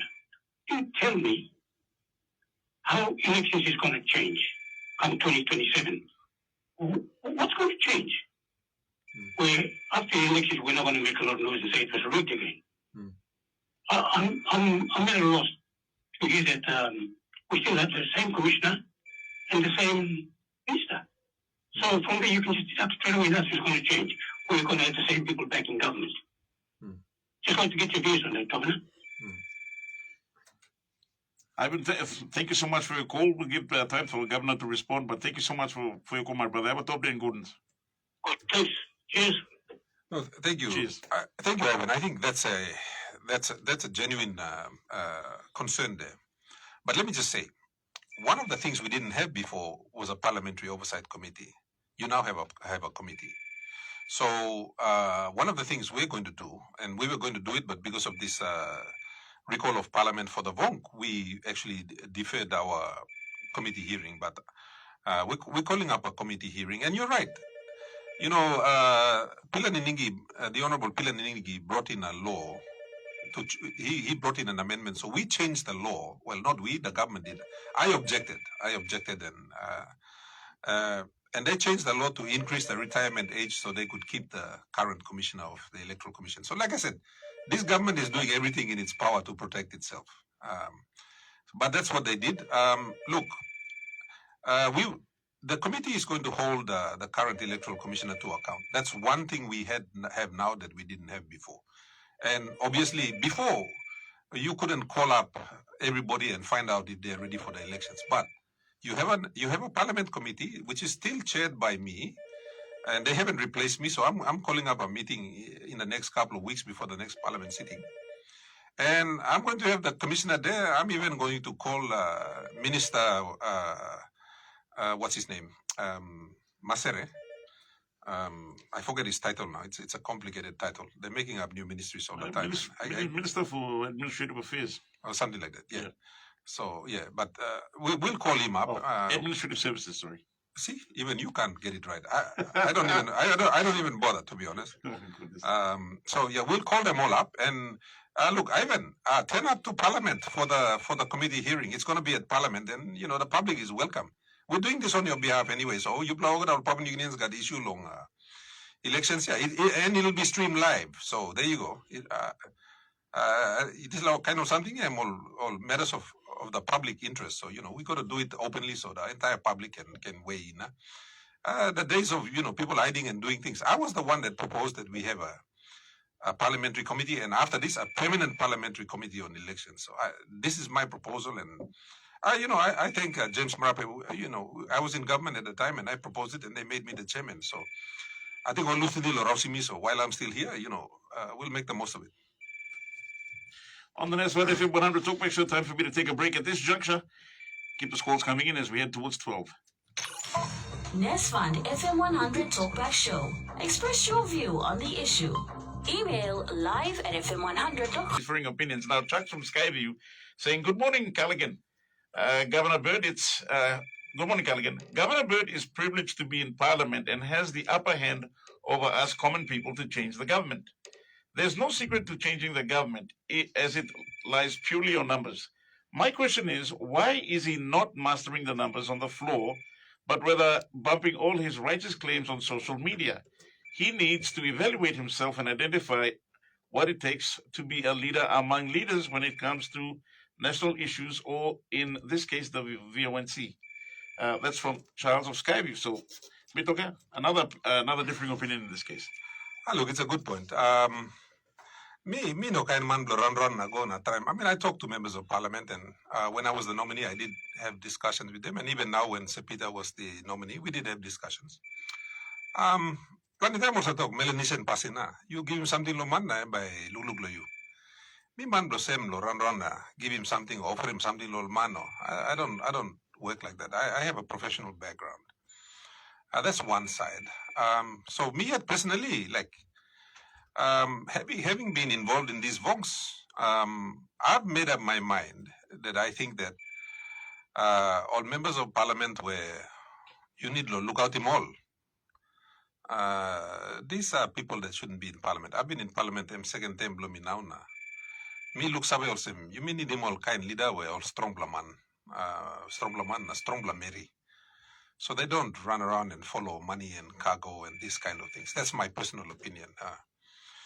I think that we should have negotiated outcomes and not outcomes where, we have followed around like cattle and, and this is where I come back to that change that I think should happen, which is the block grant. If you truly share power, then people are equal. And when people are equal, decisions are made equally. Right now, parliament is an unequal playing field. Like, you talk master the numbers. I've talked to so many MPs in government that are not happy with the Prime Minister. Many of them are very senior. I mean, not call him name law. They're unhappy with the way Marape is doing things.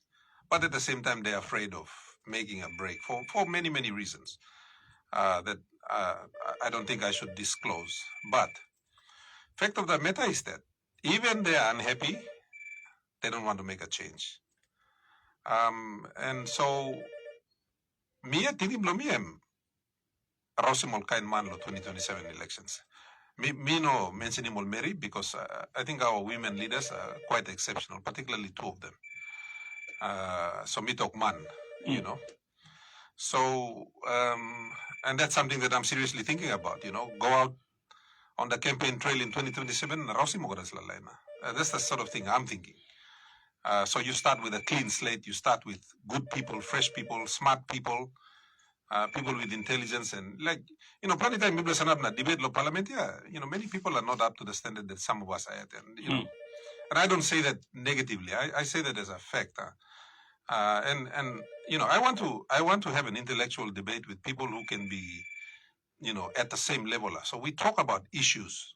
We don't get personal, and you don't treat it like a private something and you get upset about it. You stick to the facts and you make the arguments. And democracy only works with an educated population, unfortunately, and that's the problem we face. Many of our people are not sufficiently educated. Now you give them one flaps or Coca-Cola, or they vote along tribal lines or this and that. So you end up with someone coming to parliament who is perhaps not up to the standard of some other part of the world. And we become victims of that and we complain about it. So, me, I spoke to a lot of them and I didn't say, look, come and join us. I said, look, what do you think?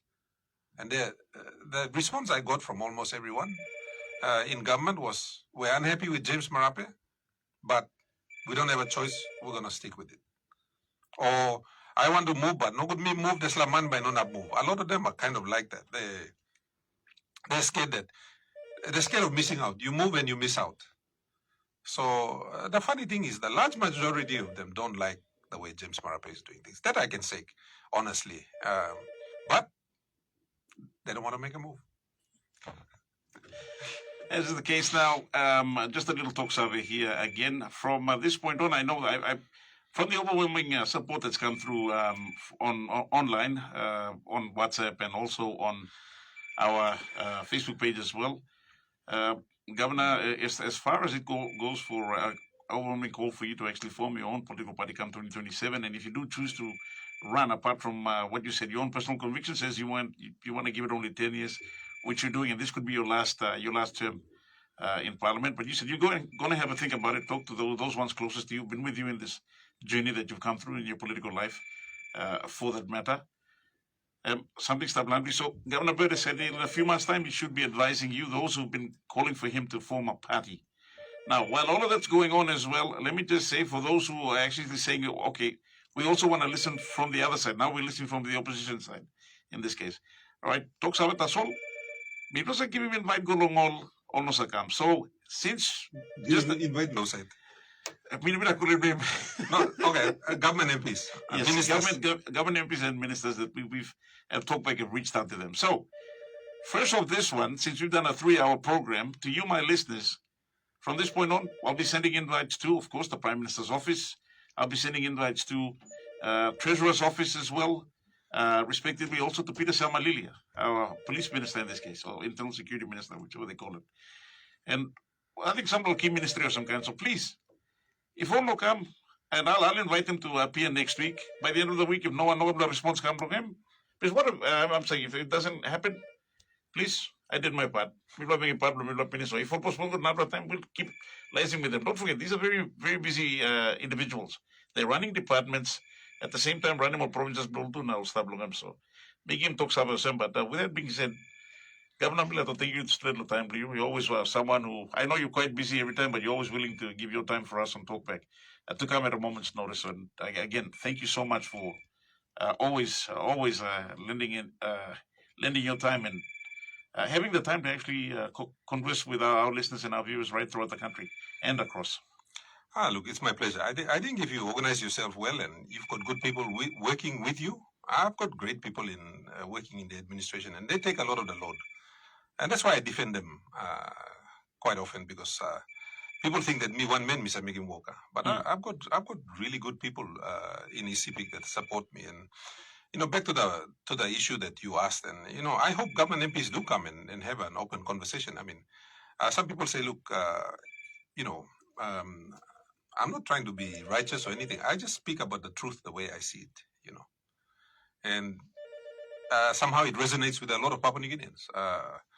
I try to have empathy for what a lot of our people are going through. I mean, me, Mr. Golo Plestuna, I see how my people live, and I grew up in a settlement, so, I wasn't born with a silver spoon in my mouth. So I know how difficult life can be for most people. You go to Medeng and you talk to the people at Sisiak or Wagol or Gavsto. I'm one of them. I'm one of the kids that struggle from the street to get to where I am. So I'm always conscious of what I didn't grow up in a house where you had food 3 times a day. I'm one of those guys that grew up where you were pouring tea and tablo rice na kegea. So you could you understand that. Or katim kaukau na boiling one time rice na. You know that. I've done that. So I have humble beginnings. So I miss plenty time miss a warilo online no place. And I can go to places like Nuigo because those are the sorts of places I grew up. You talk lo eriman as like I know happy. Me grow up lo kind of place. So I empathize for the ordinary Papua New Guinean, and I like to think that every Papua New Guinean can have an opportunity to better themselves and to through education and other things, and perhaps through business and opportunity and employment. And that's, I think, what every Papua New Guinean wants. Becoming a member of parliament I find it it's a struggle sometimes, and so. Look, we'll make a decision what happens, and for now until whenever we're going to keep the government accountable, and I enjoy doing that. I think someone needs to, and that's what I'm going to do. Thank you all for all the calls and everything, and Cullighan, keep up the good work, and I hope the government guys come in and take up the opportunities that you invite them to sort of share with our country. Thank you all very much. Governor, thank you so much, and have a blessed Easter. One kind. Hey, happy Easter, Olga Mana. You may look a big man to stop now. You missed up. With that being said, you've got the major news bulletin up next. We're way past time. So again, I'll join you again, same time, same place on Tuesday next week. With that being said, take care. Let us know your thoughts in the comments below, and don't forget to like, share, and subscribe for more updates on PNG Pulse.